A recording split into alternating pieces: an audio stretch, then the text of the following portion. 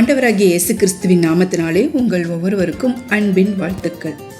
ஆசாரிய ஊழியம் செய்து வந்த சகரியா, அவர் மனைவி எலிசபெத், இவர்களுக்கு பிள்ளை இல்லாதிருந்தது. இப்போது முதிர் வயதில் கர்த்தருடைய அனுகிரகத்தினால் கற்பந்தரித்திருக்கிறார்கள்.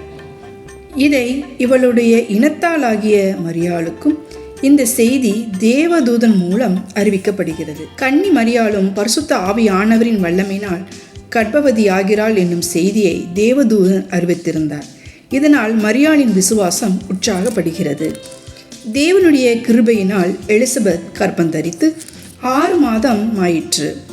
தேவனால் கூடாத காரியம் ஒன்றுமில்லை என்பதை விளங்குவதற்காகவும் முதிர் வயதில் கற்பந்தரிக்க கூடுமானால் கன்னியாக இருக்கும் மரியாளும் கற்பந்தரிக்க முடியும், இது தேவனுடைய காரியம், தேவனால் கூடாத காரியம் ஒன்றுமில்லை, தேவனுடைய வார்த்தை ஒவ்வொன்றும் மிகவும் முக்கியமானது, தேவன் தம்முடைய தெய்வீக சித்தத்தை தெய்வீக வழியில் நிறைவேற்றுகிறார். இதை அறிந்த மரியாள் எலிசபெத்தை பார்க்க மலை நாட்டிலே யூதாவில் உள்ள பட்டணத்துக்கு போகிறாள்.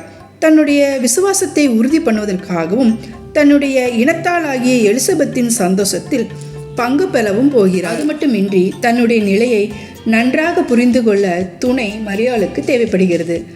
அந்த ஐக்கியத்தை பெற்றுக்கொள்வதற்காகவும் எலிசபெத்தை பார்க்க போகிறாள். கர்த்தருடைய அனுக்கிரகத்தினால் மரியாளும் எலிசபெத் இப்போது கர்ப்பவதியாக இருக்கிறார்கள்.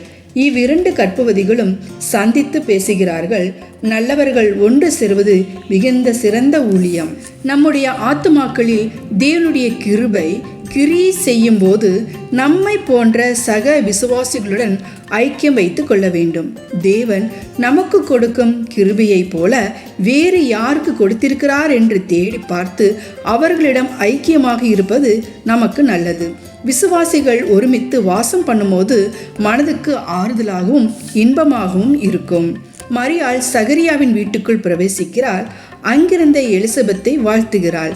எலிசபெத்தின் சந்தோஷத்தில் தானும் பங்கு பெறுவதாக மரியாள் இங்கு வந்திருக்கிறாள்.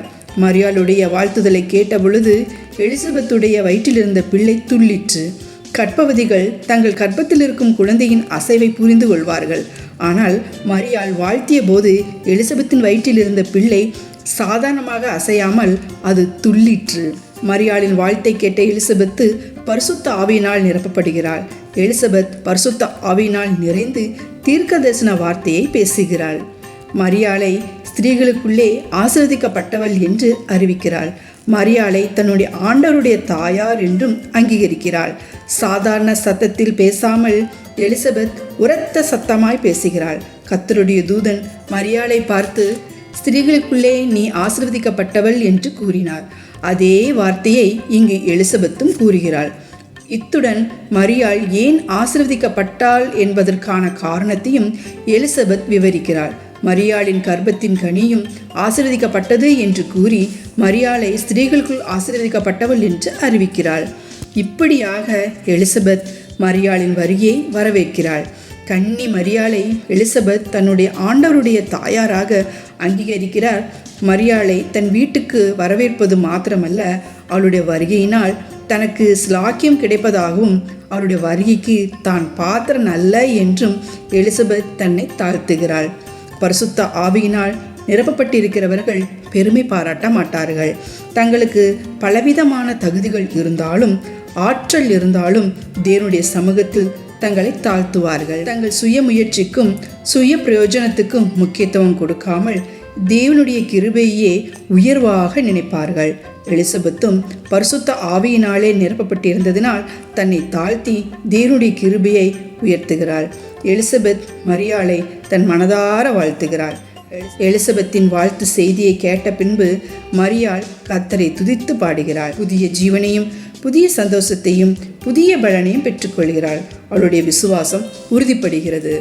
ஆம் பிரியமானவர்களே, கர்த்தருடைய கிருபையை பெற்ற 2 ஸ்திரீகளும் சந்திக்கும் பொழுது இருவரும் வாழ்த்துல் சொல்லி பரிசுத்த ஆவியினால் நிறைந்து தீர்க்க தரிசனம் பெற்று கர்த்தரை துதிக்கிறார்கள். இதை விசுவாசிக்கிற ஆத்மாவே ஆசீர்வதிக்கப்பட்டிருக்கிற ஆத்மா. கர்த்தருடைய வார்த்தையை நம்புகிறவர்கள் பாக்கியவான்கள். ஏனெனில் கர்த்தருடைய வார்த்தை அதை நம்புவர்களை ஒருபோதும் கைவிடாது.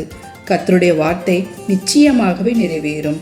பரிசுத்தவான்களின் விசுவாசத்தை அங்கீகரித்து அவர்களை ஆசீர்வதிப்பதில் தேவன் உண்மையுள்ளவர். கர்த்தருடைய வாக்குத்தத்தங்களை பெற்றிருக்கும் விசுவாசிகள் தங்களைப் போல வாக்குத்தத்தங்களை பெற்றிருக்கும் மற்ற விசுவாசிகளை உற்சாகப்படுத்த வேண்டும். கர்த்தர் நமக்கு நன்மை செய்வது போல மற்ற விசுவாசிகளுக்கும் நன்மை செய்வார் என்னும் மனப்பக்குவம் நமக்குள் வளர வேண்டும். கர்த்தர் தாமே நம்மை ஆசீர்வதிப்பாராக.